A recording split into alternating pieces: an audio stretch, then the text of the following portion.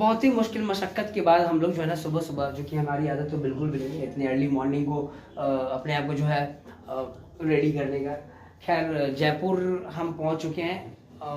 रात को बहुत ज़्यादा थक गए थे, जिस वजह से हम वीडियो नहीं बना पाए थे। एक नए कमरे को स्विच करने के बाद हम लोग यहाँ पे शिफ्ट हुए। रात को 8 बजे के करीब हम जयपुर पहुँचे और 1 घंटे में बहुत ही मुश्किल से हमें एक कमरा मिलता है, जो कि 1000 रुपये के करीब में था। और देख सकते हो कि क्या हालत है, क्या तकिया मिला है हमें। तकिया थोड़ा सा बहुत अच्छा नहीं है, फिर भी ठीक है, ताकि बहुत थके हुए थे तो रहना तो था ही। बहुत ही मुश्किल से कमरा मिला है, नहीं तो बजट में क्या कमरा जो है ना बहुत ही मुश्किल है। चालू करके खैर अभी हम लोग का जो प्लानिंग है यहाँ से जाने का, हमने टूर एंड ट्रैवल वाला पैकेज बुक किया है। पर पर्सन 250 रुपये का है। सुबह में 10 बजे यहाँ से बस निकालेगी और शाम को 7 बजे तक हमें घुमाएगी। जो भी जयपुर का जो मेन जगह है घूमने के लिए, वहाँ पे हम सारे लोग रेडी हैं। बस अब हम लोग वहीं पे जा रहे हैं। और बस के अंदर ऐसा है कि एक टूर गाइड होगा जो कि हमें सब कुछ बताता रहेगा कि हम कहाँ जा रहे हैं, क्या है। जो भी कुछ होगा आप देखते रहना, मज़ा आने वाला है। क्योंकि मैं खुद जाने के लिए, घूमने के लिए थोड़ा सा एक्साइटेड हूँ, क्योंकि इससे पहले मैंने कभी भी पैकेज बुक नहीं करा है। क्योंकि देखो ये मुझे बर्थ लग रहा था, इसलिए मैंने इस पैकेज को बुक कराया है। आप चाहो तो सिंगल भी आप जहाँ था मतलब अपने हिसाब से घूम सकती हो, मगर हमने फुल पैकेज ही करा लिया है। चलिए अभी हम लोग बस पे चलेंगे, क्योंकि हमारे अलावा और भी काफ़ी सारे लोग हैं बस में जो कि टूर करने वाले। चलिए फिर चलते हैं। हो गया रेडी भाई लोग? चलो फिर। हमारा होटल आनंद होटल, इसी में हमने कमरा कराया है और इसी से अटैच यहाँ पर एक छोटा सा ढाबा है, जो कि हमने रात को यहीं पे खाना खाया था। बहुत अच्छा खाना नहीं था, खैर भूख तो लगी थी। अभी जैसे होटल से बाहर निकलते ही आपको ऐसा कुछ नज़ारा मिलने वाला है, देख लो। यार साफ़ सुथरा तो है। ठंडी की कोई बात की जाए, ठंडी की तो हम तो खाटू श्याम में थे, तो वहाँ पर भाई 9-10 डिग्री के आसपास में ठंडी चली जाती है वहाँ रात के समय में। यहाँ ठंडा उतना पता नहीं चलता है कि वहाँ पे ठंडा कितना है। खैर फिर भी हमने जो है ना स्वेट शर्ट पहन कर निकला है, ताकि हमें ठंड ना लगे। अगर हमें गर्मी लगती है तो फिर इस स्वेट शर्ट को निकाल लेंगे यार। तो सुबह सुबह की जो शुरुआत होगी हमारी चाय से, क्योंकि यहाँ पे भैया बना रहे हैं चाय बन जाए उसके बाद फिर चाय पीते हैं। तो भैया ये हमारी बस, यही हमें आज जयपुर घुमाएगी। तो देख लो भैया, सबसे पीछे वाली सीट हमारी मिली है, क्योंकि हम 4 बंदे इकट्ठे हैं तो ज़्यादा कन्वीनियंस हो एक साथ बैठने में, तो इसलिए मैं तो भाई इधर चले आया उधर विंडो सीट के पास में, ताकि व्यू अच्छा मिल सके। अब कहे तो बुकिंग है, कहे तो रहा है सब बुकिंग है, कह रहे हैं। यस ब्रदर, बुकिंग है। हम लोग लेट बुकिंग किए हैं क्या? हम हम लोग ही लेट बुकिंग किए हैं। तो 4 को तो सिटी है, तो 10 को थोड़ी बैठे। तो ये हम चारों गरीब लोगों को जो है ना पीछे की सीट मिली है। चलो ठीक है, देखता हूँ अगला स्टॉप कौन सा है। और हमारे जो है ना एक टूर गाइड है, ठीक, जो देख वही हमें सब कुछ बताते रहेंगे। मैं आपको अपडेट करता रहूँगा मैं। चलो बस हमारी चल पड़ी है।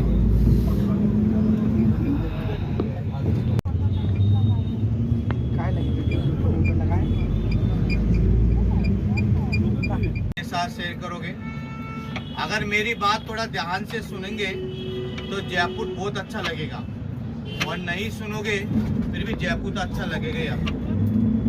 जिस रोड को अपना गाड़ी विजिट करा, ये रोड का नाम है MI रोड, और MI रोड का नाम है मिर्जा इस्माइल रोड। मिर्जा इस्माइल रोड पे थिएटर बना हुआ, इसका नाम राज मंदिर सिनेमा हॉल है। एशिया का 1st नंबर का मूवी थिएटर है। बाहर से एक नॉर्मल, यही वो मूवी थिएटर है। देखिए अंदर से एंट्री करेंगे तो ऐसा लगेगा राज मंदिर। इतना खूबसूरत बनाया हुआ थिएटर। सभी मेंबर अपना लेफ्ट में नजर मारेंगे, पिंक कलर की दीवार नजर आ रहा है। यस ओ भाई गजब। ये वो सिनेमा हॉल है जिसकी बात हो रही है। मूवी थिएटर है। बाहर से एक नॉर्मल लगता है कि अंदर से एंट्री का ऐसा लगे राजा के लोग दिख नहीं रहा है विंडो उसका थोड़ा सा। इसके इनसाइड में छोटे छोटे झूमर लगे हुए, 17 से 18 लाख के झूमर लगे हुए। इसका जो एंट्री टिकट है 150 से लेके 450 का एंट्री टिकट है। महाराजा सवाई जयसिंह का स्टेच्यू बना रखा है, इन्हीं के नाम से पूरा जयपुर शहर बसा है। 18 नवंबर सन 1727 में जयपुर बसाया था महाराजा सवाई जयसिंह ने। इसका हाथ के नीचे चार्ट नजर है, 1 2 3 4 5, 1 से लेकर 5 तक गिनती नजर आ रहा है ना। ये ओनली ऐसी गिनती नहीं है, ये महाराजा सवाई जयसिंह के वर्ल्ड फेमस आर्टिकल बनाई जाता है, देश और विदेश में एक्सपोर्ट करते हैं। स्टॉप भाई, पहला स्टॉप हमारा एक टेंपल आने वाला है, तो हम लोग यहीं पे अपना शूज रिमूव कर दे रहे हैं। एक बहुत ही सही तरीका है भाई, बस के अंदर आपको ये तो सुविधा मिल रही है एटलीस्ट। चलो कोई नहीं यार, हमारा जो है ना टेंपल आगे आने वाला है, तो हम पहले से तैयार हो गए। डबल टेकर खड़ी वहाँ जाओ। देखो भाई, ये जो है इस मंदिर का मेन एंट्रेंस गेट है। अभी हम यहाँ पे मंदिर के ठीक एंट्रेंस पे ही अंदर आए, तो यहाँ पे काफ़ी सारे शॉप हैं, उसमें से एक सेलेक्ट हमने किया शॉप, जहाँ से हमने कुछ चूड़ियों का जो डिज़ाइन था हमने उसमें से सेलेक्ट किया, और कुछ आइटम्स हमें पसंद आए थे तो वो भी हमने खरीदा है। अगर इस मंदिर अगर आते हो तो आप चाहो तो यहाँ पे आ सकते हो। यहाँ पे सिर्फ ये सिंगल शॉप नहीं, और भी सारे शॉप्स हैं यहाँ पर। अब मंदिर की बात करें तो मैं अंदर गया नहीं। झालपुड़ी सही है यार, ले लो। सबसे बेस्ट स्नैक्स है, अगर आपका पेट अगर सही है तो खा सकते हो आप। तो भाई सारे लोग जो है टेंपल विजिट करके, जो पहाड़ के ऊपर जो थे सब लोग आ गए, बट मैं नहीं जा पाया इस वजह से, क्योंकि ऊपर जाने के बाद कोई फ़ायदा था नहीं, क्योंकि शूट कुछ हो नहीं पाता। तो लो भाई, अब हमारा नेक्स्ट स्टॉप अल्बर्ट म्यूज़ियम आने वाला है, तो कुछ ही देर में हम लोग अल्बर्ट म्यूज़ियम की तरफ बस से उतर कर चलेंगे, देखेंगे वहाँ पे क्या क्या है।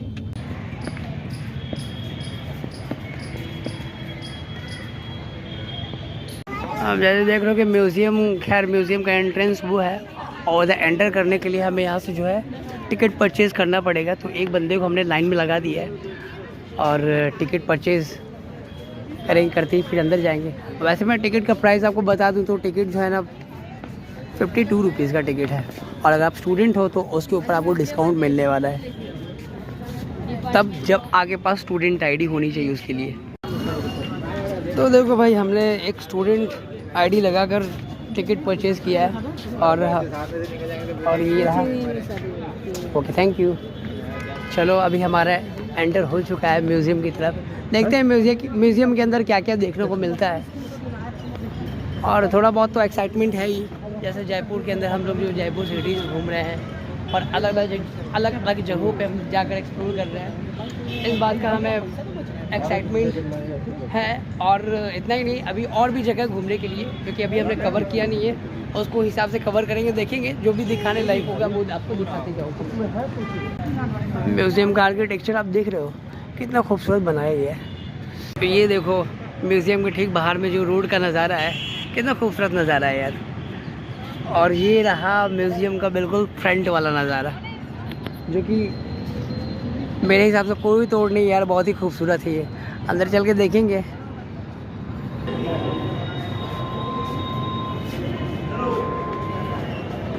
अभी हम लोग यहाँ से एंटर कर रहे हैं म्यूज़ियम के अंदर।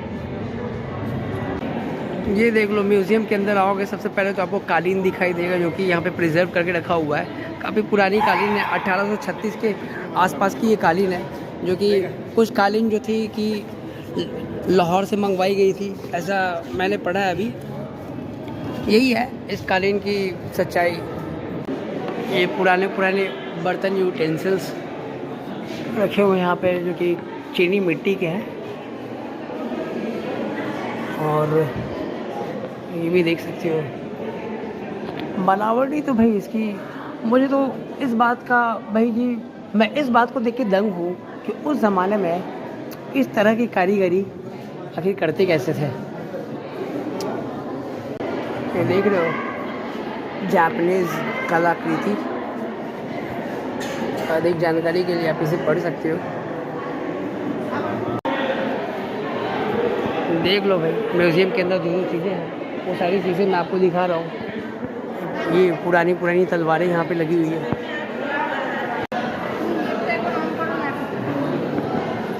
और भी कई सारी चीज़ें यहाँ पे दर्शाई गई है इस म्यूज़ियम के अंदर। छोटी छोटी कलाकृतियाँ, पेंटिंग्स वगैरह।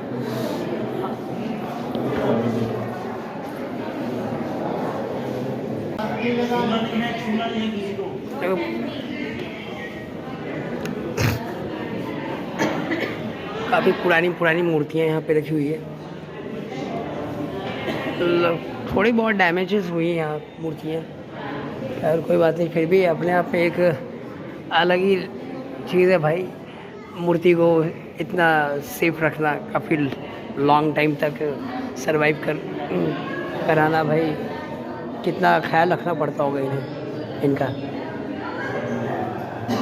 अगर टच करना अलाउड नहीं है, आप दूर से ही देख सकते, दूर से ही देखना होता है।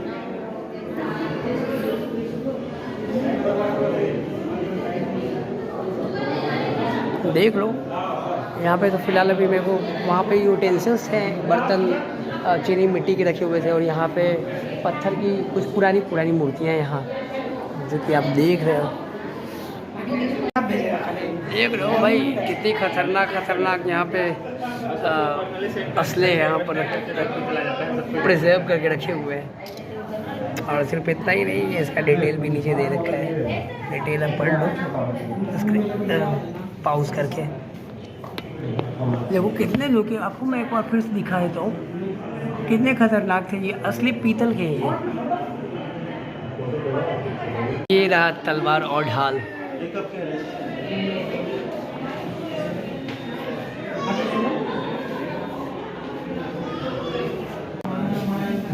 देख रहे हो इस खंजर पे कितना डिटेल में कुछ खंजर पे लिखा हुआ भी है। और ये पूरा का पूरा अपने आप में एक गैलरी है तलवार की, जो कि यहाँ पे लगा हुआ है ढाल के साथ में।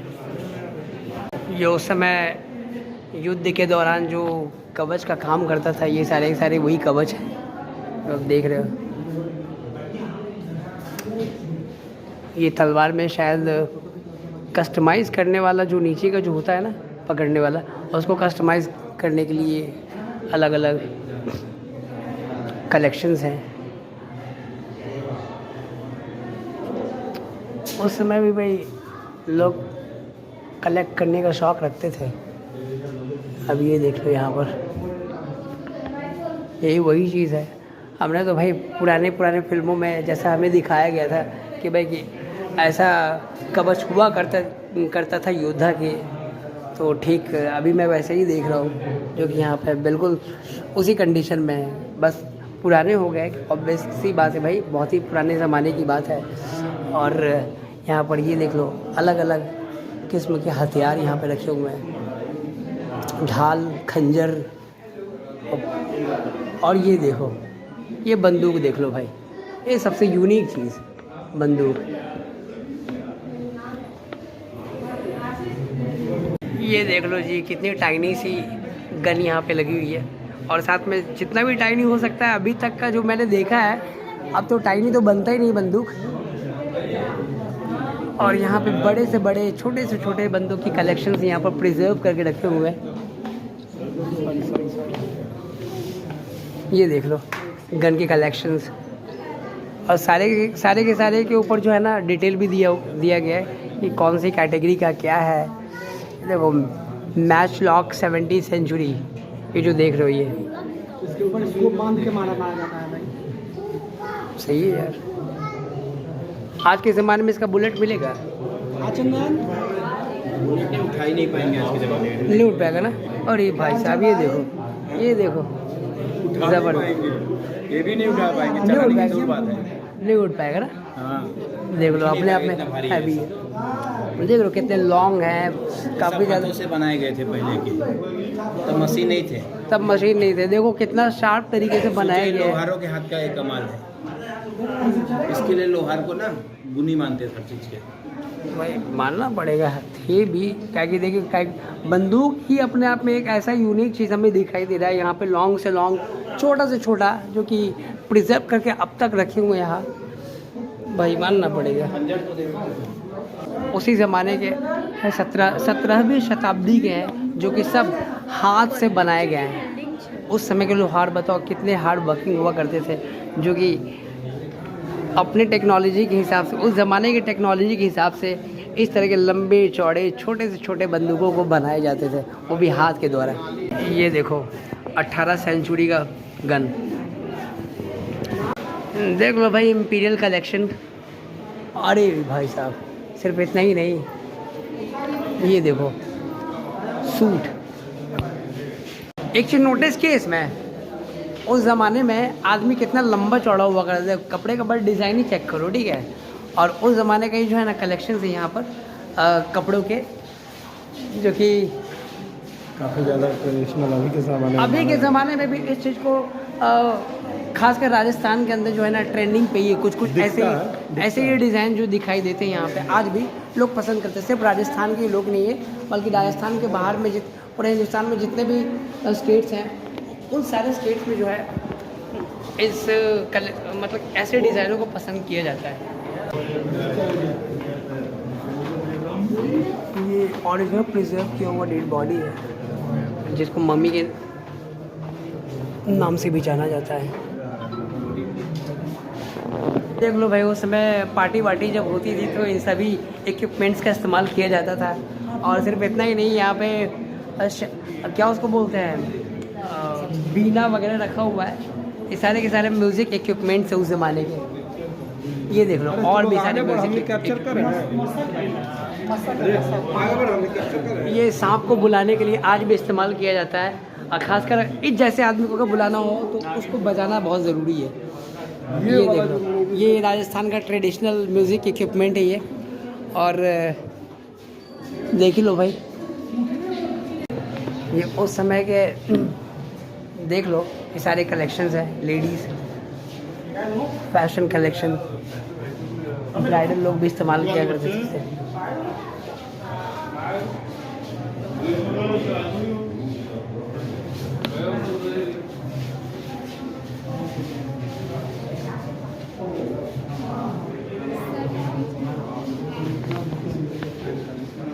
ये सारे कड़े हैं जो कि लेडीज़ अपने हाथों में पहना करती थी, गले में, हाथों में।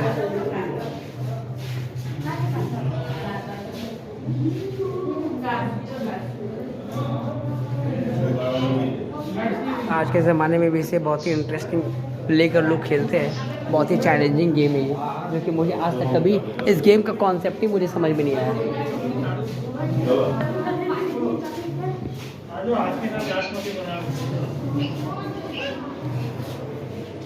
देख लो जो एक म्यूज़ियम के अंदर जितने भी कुछ थे दिखाने लायक, मैंने आपको वो सारी कुछ दिखा दिए। लो जी म्यूज़ियम विज़िट करके हम आगे अपने बस पर। मैं अकेले आया हूँ, मेरे टीम के जितने मेंबर्स हैं वो नहीं आ ही रहे होंगे, क्योंकि बस का जो डेडलाइन जो था 11:25 लास्ट। खैर अभी भी वेट कर रहे हैं वो हमारा, और सिर्फ हमारे ही टीम के लोग नहीं, और भी सारे लोग हैं जो कि अभी तक नहीं आए हैं। जैसे सारे लोग आते हैं उसके बाद हम लोग यहाँ से निकल पड़ेंगे।